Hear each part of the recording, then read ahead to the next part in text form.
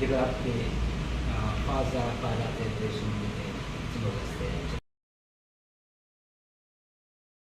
To do my best in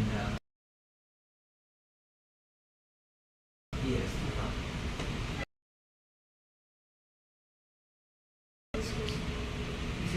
What is the most important point in the discussion? That was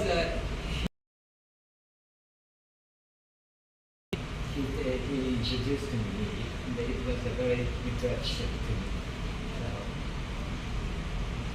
During your camp, what will you contribute to the bilateral relationship with international? there was many areas, including the medical areas, infrastructures, and the agriculture, education.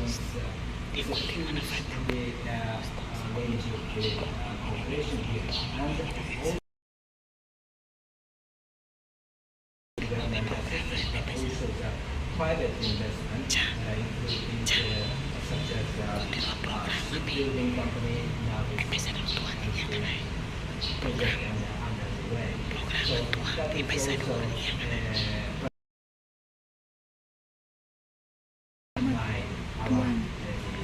topic. Okay? Thank you so much.